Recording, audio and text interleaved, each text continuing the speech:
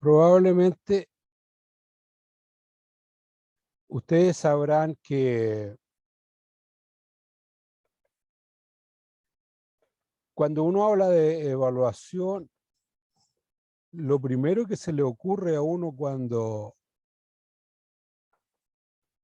ve la pantalla esta donde dicen estas palabras, planeamiento, interacción, evaluación. Sí, Sí, profe. Perfecto.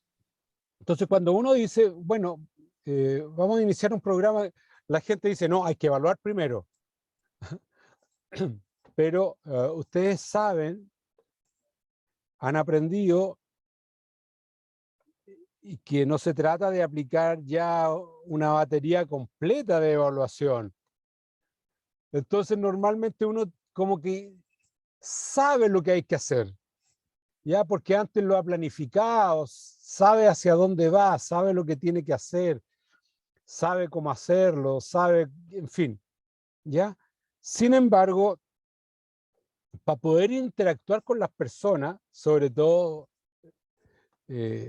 con el permiso de Matías aquí, se habrán dado cuenta que si uno entra a un gimnasio, los hombres, ¿cuál es el aparato que van a tomar en primera instancia? El más grande, el más pesado, ¿ya? Y eso muchas veces le deja la columna hecha trizas, po. Por lo tanto, cuando hablamos de interacción, aunque nos moleste, y lo vamos a ver ahí el jueves si es posible, cuando estemos aprendiendo a usar el treadmill o la cinta de caminata, antes de subir y medir a una persona, la persona tiene que ambientarse con los aparatos. Si es un gimnasio, tiene que conocer cómo funciona el gimnasio, dónde está el agua, dónde están los vestidores, cuál es el estilo de los vestidores. Por ejemplo, yo les cuento que viví una temporada de mi vida en Francia y yo iba a nadar a la piscina municipal, iba 2 veces a la semana, y allá los vestidores son individuales, es decir, tú te cambias ropa en un vestidor, es solo eso. Y después toda tu ropa queda depositada en un guardarropía. Pero la ducha es común. Hombres y mujeres nos duchábamos en el mismo recinto. Rara vez alguien se quitó el bañador o el traje de baño. Todos nos duchábamos con el traje de baño, naturalmente, ¿ya? Y después para secarnos, habían unos secadores como de los secadores de las manos que hay en los malls, en los restaurantes, pero estos eran unos secadores un poco más grandes que estaban a la altura de la cabeza, entonces tú lo prendías y te ponías abajo, y así te secaba el cuerpo y el pelo completo. Pero después de eso ibas al vestidor, te pasabas la ropa y entrabas a tu box y ahí te cambiabas ropa. Es decir, los hábitos, las costumbres no son exactamente igual en todas partes. Entonces, cuando una persona llega a trabajar a un lugar, hay que hacer, aunque uno se moleste, lo que se llama una inducción. Los aparatos, como cuando ustedes llegan ahora al laboratorio, las mochilas, los bolsos, los cuadernos se dejan en un lugar. Traigan estrictamente lo necesario y se sientan en un lugar. No tomen nada, no usen nada, no prendan nada, hasta que se les enseñe o se les indique que tienen que hacerlo. Entonces, todas esas cuestiones uno debe aprenderlas antes de entrar a la etapa pura de la ejercitación, incluso de las caminatas. Hay que revisar los zapatos, el calzado, si las personas llevan pañuelos desechables, hoy día si están con mascarilla, en fin. Y finalmente está la evaluación. Pero ustedes se dan cuenta que todo esto es simultáneo, porque a partir de lo que vamos viendo, vamos evaluando, vamos modificando la planificación, vamos modificando las tareas que hay que ejecutar y vamos observando qué evaluar. Porque si es una persona de baja condición física, ¿para qué lo vamos a subir a un treadmill? ¿No es cierto? Mejor le aplicamos una prueba mucho más sencilla, mucho más estandarizada, en lo básico para personas con baja aptitud física.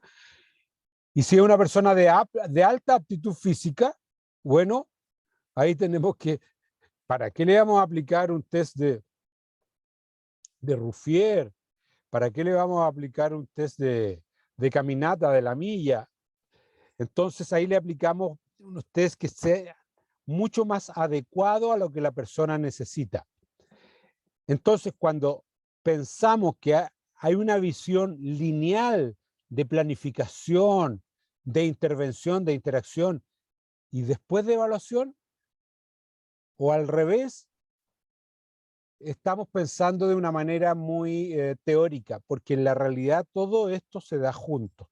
Se da lo que ustedes me decían. ¿Y tú me Profesor, puedes traer mi cuaderno, por favor? Y un lápiz. apague su micrófono, por favor. Gracias. Cuando uno estaba midiendo antropometría, ¿se acuerdan que algunas personas decían, pero yo soy zurdo? Está bien. Pero si queremos hacer una comparación suya con los estándares internacionales, mundiales, vamos a tener que medir el lado derecho porque por protocolo se usa el lado derecho para medir a las personas. Y particularmente, si usted quiere, le medimos el lado zurdo para que usted tenga sus datos. ¿Te fijas? Entonces, hay particularidades que uno las puede aceptar siempre y cuando esas particularidades estén claramente dichas, estén claramente planificadas, porque la idea es que nosotros tengamos un dato que nos permita saber cuál es el juicio que vamos a emitir, cuál es la opinión que vamos a emitir, y una opinión informada. Entonces, cuando pensamos que la evaluación es solo parte de este proceso, porque este curso puede ser entretenido y nos podemos dedicar a medir toda la vida, ¿eh? Medir mucho, pero en realidad lo más importante es ¿para qué estamos midiendo? ¿Ya? ¿Para qué estamos midiendo? Y nos hemos dado cuenta que para medir hay que prepararse, no es una cuestión espontánea, hay que aprender. Y cuando medimos, tenemos que saber para qué medimos, qué objetivos perseguimos, qué actividades vamos a utilizar en la medición, o qué tareas, o qué protocolos. Eso tiene que estar muy claro, porque no es lo mismo medir en un club de, de boxeo, de deportes de combate, que medir en un ashram de yoga. ¿Te fijas? Las intenciones son diferentes. No es lo mismo en un gimnasio donde la gente va a hacer sus rutinas para mejorar su condición física, que medir en un centro de salud. Las mediciones son orientadas a lo que queremos y esas intenciones tienen que estar claramente predefinidas. Y a partir de esas definiciones planteamos los objetivos. Aquí yo les comento que hay lugares, por ejemplo, que a veces les va a tocar a ustedes hacer clases que son de religiones católicas o de algún tipo de religión, no es necesario que sea la católica. Entonces ustedes tienen que observar cuáles son las intenciones educativas de esa comunidad. Y si usted no está de acuerdo con esa comunidad, lo más probable es que va a tener que irse a trabajar a otro lado, no puede trabajar ahí. Entonces, es lo que nosotros llamamos deontología profesional. ¿Qué significa deontología? Significa el deber ser. ¿Qué debo hacer? Entonces, ustedes seguramente por experiencia han tenido entrenadores muy atrevidos, muy osados, y otros que son bastante conservadores y otros muy apegados a la ciencia, a lo científico. Entonces, aquellos entrenadores o profesores que son muy atrevidos, a veces transgreden muchas normas, pero hay otros que son tan convencionales que no se atreven a probar nada. Entonces, ¿cuál es su visión del tema? Y para eso debe revisar las intenciones que el centro donde usted trabaja, donde usted participa, y ponerse en concomitancia con ellos, ponerse en armonía con ellos, para no pasar a llevar algunas normas. Por ejemplo, hay algunas normas que son súper elementales. Por ejemplo, para entrar a la piscina es habitual que les pidan una serie de implementos y ducharse antes de entrar a la piscina, ya para no alterar el pH del agua. Dice, pero yo soy una persona que estoy limpia. Sí, pero cuando entran 100 personas por el día a la piscina, no podemos garantizar que todos vengan duchados. Entonces, por protocolos, entonces aquí tenemos que tener claras las intenciones y a partir de ahí proponer los objetivos.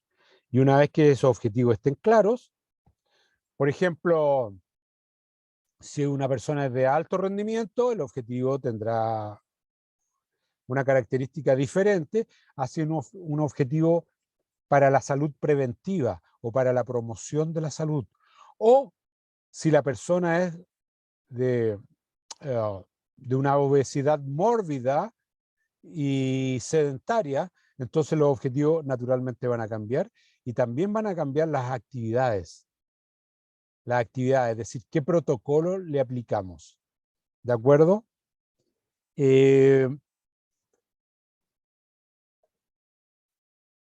Algunas cuestiones que son importantes en evaluación. ¿Cuáles son los fines que tiene la evaluación? El que se ha usado habitualmente, por ejemplo, en la universidad, yo reclamo mucho porque el fin es muy administrativo, es poner una nota y si el promedio le da, usted pasa de curso. ¿Ya? Entonces es un fin administrativo, es decir, perdón, me voy para atrás. Es un fin demasiado administrativo, es decir, tiene 3 notas, si el promedio le da, etcétera, es administración. Pero por otro lado, evaluar me sirve a mí para,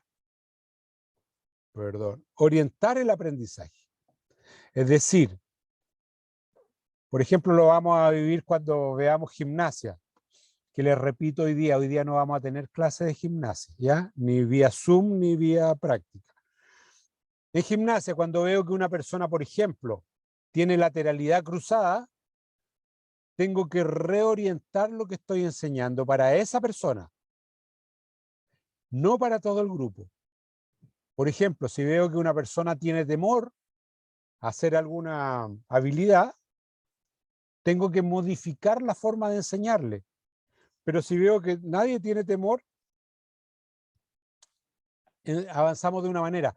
Pero basta con que una persona presente un defecto muy clásico, muy típico, yo tengo que corregir. Entonces, para eso tengo que ir mirando lo que están haciendo, si colocan bien las manos, si están rodando bien, si el cuello va bien posicionado, etcétera. Y esto me sirve para orientar el aprendizaje, orientar la tarea. Y de tarde en tarde, cuando dice ya vamos a poner nota, me sirve para 2 cosas. La primera es verificar si usted trabajó en la tarea o no, si usted avanzó en esa tarea o no. ¿Ya? Porque lo importante aquí es que usted aprenda, pero yo necesito saber cuánto va aprendiendo, cómo va aprendiendo. Y debo calibrar esa tarea porque en un tiempo muy corto no podemos poner tareas muy complejas. Entonces hay que poner tareas que sean al alcance de la persona que está aprendiendo. Tampoco podemos tener tareas tan fáciles que las personas ya las ejecuten antes de empezar, por ejemplo, hay personas que ya saben la voltereta, la invertida. Bueno, a esas tareas, a esas personas hay que darle unas tareas un poco más complejas, pero no tan complejas para que no la puedan ejecutar. Entonces, normalmente cada mes uno va visualizando cómo va el aprendizaje y hace evaluaciones para verificar cómo va el nivel de avance, ¿ya? Y lo ideal es que nosotros podamos pronosticar, es decir, usar la evaluación con un fin, con una finalidad de pronosticar. Es decir, si yo hago esto ahora y evalúo ahora, entonces mi pronóstico será que en 2, 3 meses más usted podrá ejecutar, podrá hacer, podrá aprender, podrá percibir un aprendizaje nuevo.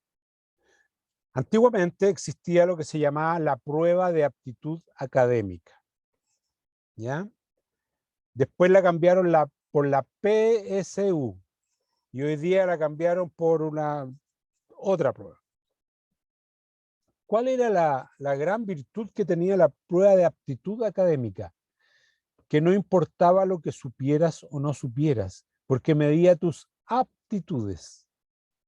Por ejemplo, puede que no supieras muchas matemáticas, pero como esa prueba tenía la gran virtud de medir aptitudes, podía describir que tú tenías muy buenas aptitudes para las matemáticas y accedía a la universidad, porque te medía por aptitudes, por capacidades.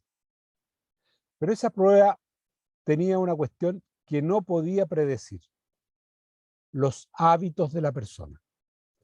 Es decir, si una persona tiene muy buenas aptitudes y tiene hábitos de estudio, se puede garantizar que tenga éxito en lo académico.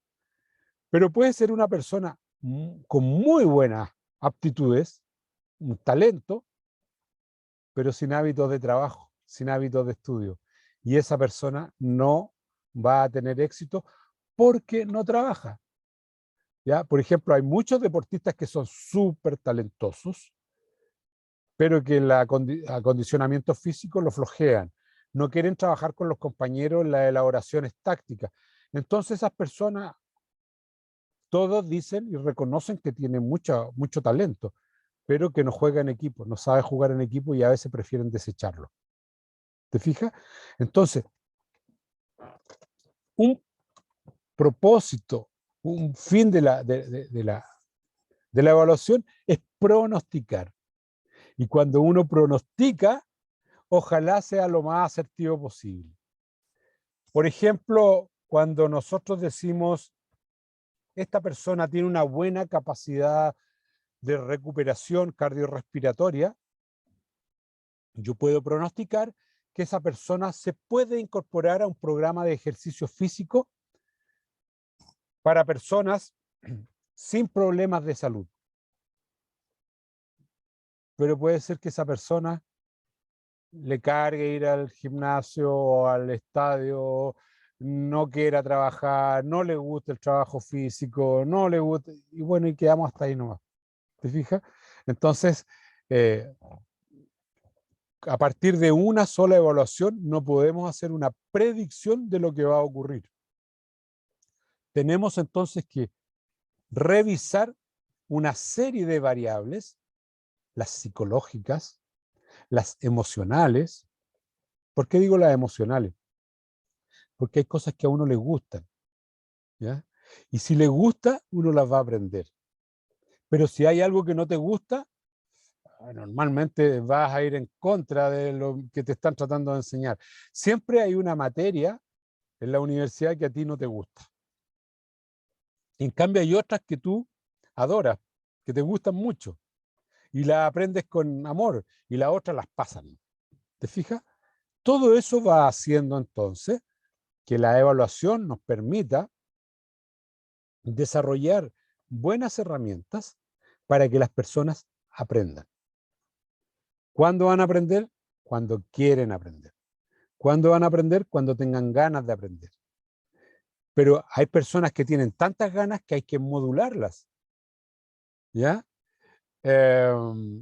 Yo tengo la impresión de que ustedes, por ejemplo, en primer año, partían corriendo en la costanera 5.000 metros y había personas que nunca habían corrido tanto, ¿te fijas? Entonces eso hay que modularlo.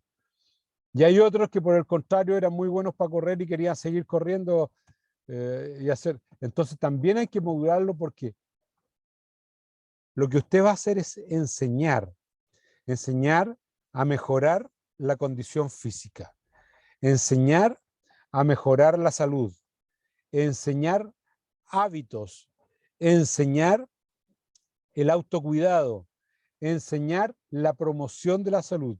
Y para eso las personas tienen que tener ganas, ¿ya? Y si lo hacen desde una perspectiva amorosa, que ellos quieran hacerlo, es normal que les vaya bien. ¿Ah? Es normal que tengan que tener éxito. ¿Mm? ¿Alguna pregunta hasta aquí? Almendra, ¿le queda más o menos claros? ¿En algo Sí, profe, todo claro. la refleja en algo esto que hemos conversado? Sí. ¿Mm? ¿Cuál es la materia que más le gusta a usted de las que ha visto en la universidad?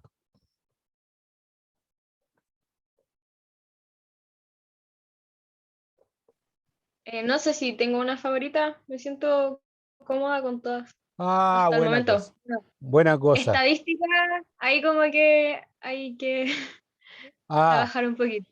trabajar un poquito. Oye, pero afortunadamente ahora existen los programas estadísticos. Yo cuando estudiaba estadística, en la época de Piedra, no había programa, no existía el Excel. Teníamos que hacer todo a mano, todo a mano. ¿Ya? Miles y miles de datos. Entonces, eh, ahora existen esas herramientas. Francisco, ¿cuál es la materia que más te gusta?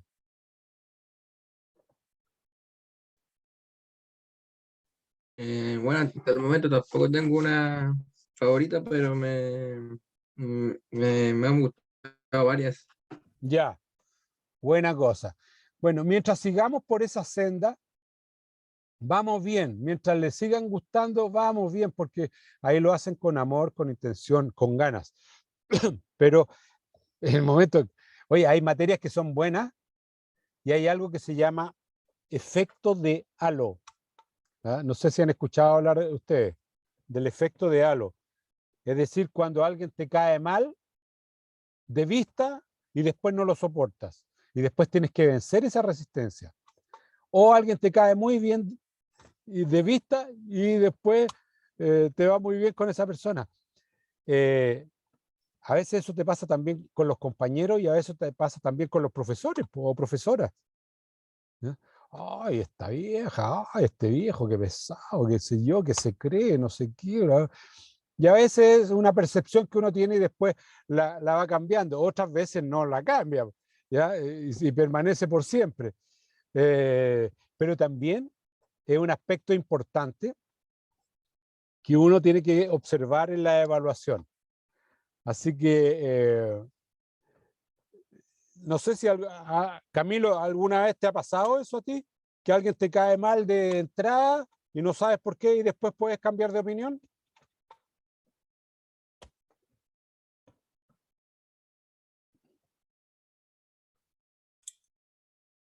Sí, profe, sí me ha pasado. ¿No es cierto que pasa eso? Y Natacha, hay alguien que te caiga al tiro bien de primera y tú sigue y después como que te va decepcionando. No, Ya. mentira.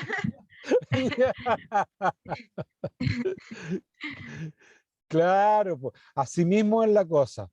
Así es. Entonces, son factores que van influyendo en nuestra percepción respecto a la mirada que tengamos cuando nosotros enseñamos o cuando nosotros aprendemos. Entonces, uno se quiere mucho, pero también tiene que observar empáticamente a la contraparte, ¿ya? El que está aprendiendo, porque basta que una señora no le guste el perfume que uses tú. Y eso va a provocar una tensión, aunque uno no lo quiera. Po. Dice, no, me voy a alejar de esta persona porque no me gusta su perfume. ¿Ya? Les comento también que vamos a ver, avanzar aquí. Cuando nosotros evaluamos, no puede ser una cuestión ocasional. ¿Ya? Tiene que ser ordenada en el tiempo. No puede ser que un profesor diga, ya, vamos a tomar una prueba, a menos que eso esté programado, sea sistemático. A ustedes seguramente, para que estudien, le aplicaron lo que se llamaba quiz. ¿Alguna vez se lo aplicaron o no? Que son pruebas rápidas y cortas en la sala de clases, que lo usan como para que todos hayan estudiado un poco cuando lleguen a clase. ¿Se lo han aplicado, no? En anatomía En anatomía, también bien, era súper divertido. claro. Yo también lo voy a empezar a hacer acá. De repente, yo les he ofrecido 7, ¿sabes? Pero ahora les voy a ofrecer uno si no lo saben. Pero la idea es que sea positivo siempre. Que esté integrada a lo que estamos haciendo. Cuando evaluamos, esa evaluación no puede estar ajena a lo que estamos haciendo. Tiene que estar integrada, ¿ya? Porque es la única manera de que nosotros vamos aprendiendo a partir de lo que hacemos, de lo que conocemos, de lo que estamos haciendo. Y aquí también hay que tener en cuenta las diferencias individuales.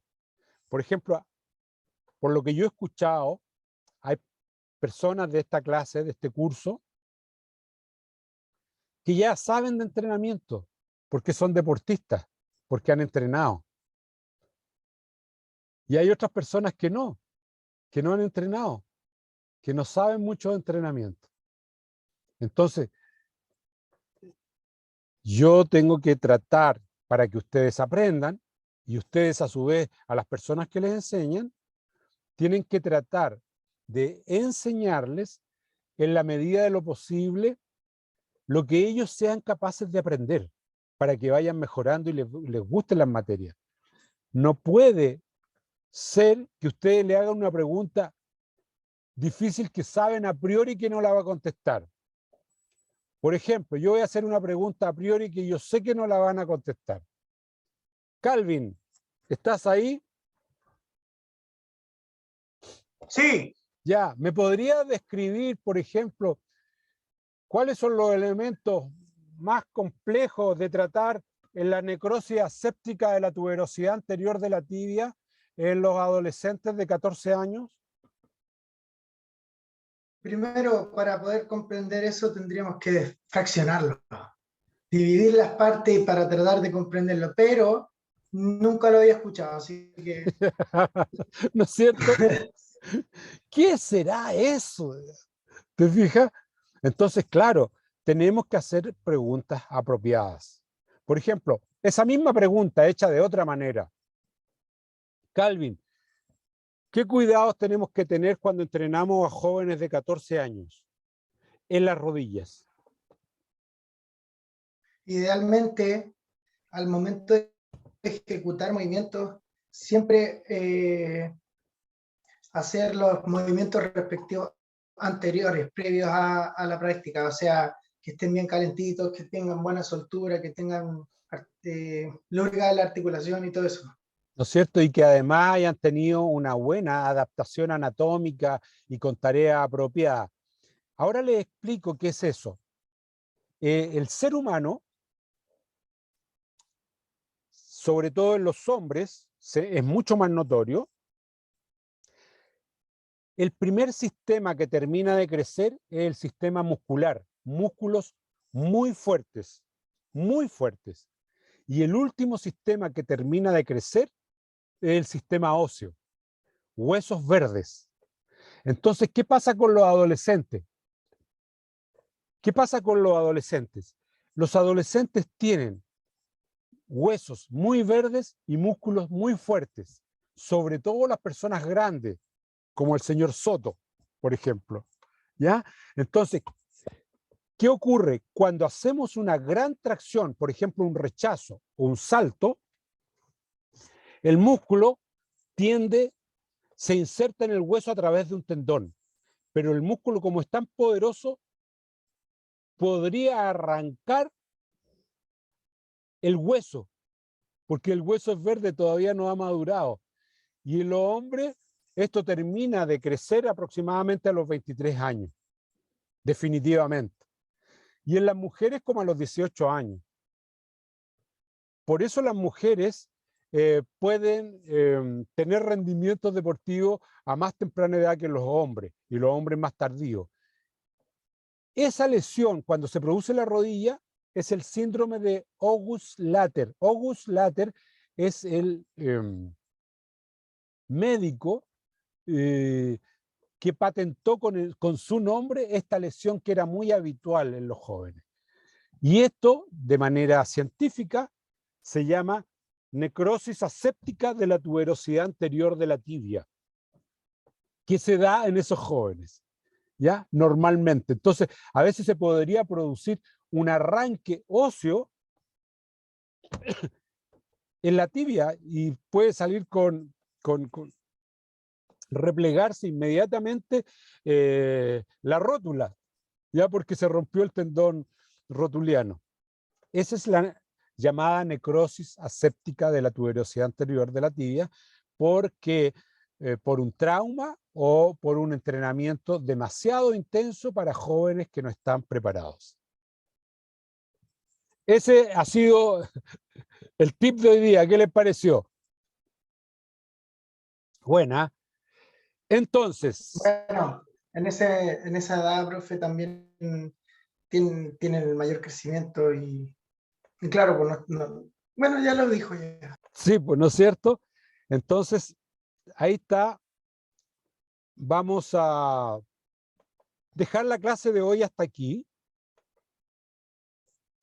porque por problemas de tiempo les comento que no tengo la licencia, entonces dura 40 minutos y estamos a 1 minuto de que se acabe y no quiero que se interrumpa de una manera tan abrupta que no hayamos terminado.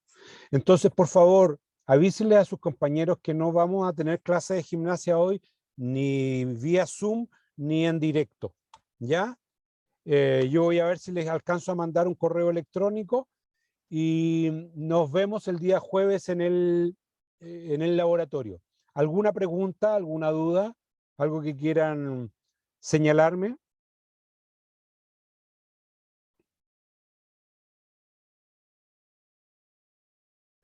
No, bueno. Entonces, Yo, profe, Francisco, una- dime, Francisco. lo que pasa es que me conseguí un caliper aquí en mi ciudad, pues, y quiero preguntar si me servía para hacer el informe. Sí, pues, claro que sí te sirve. Sí. Sí, sí, sí, Con- sí. ¿sí? Tú explica que lo hiciste con ese caliper. Ah, ya. ¿Ya? Es como es más manual, pues, Sí, hace presión para juntar. sí, perfecto. Ya, Perfecto. profe. Y ahí le hace una foto y todo eso para que lo incorporen al informe. Pues. ¿Ya? Un abrazo, cuídense mucho. Los eché de menos hoy día. Chao, que estén bien. Chao, profe. Chao. Chao, chao. Estamos bien. Chao.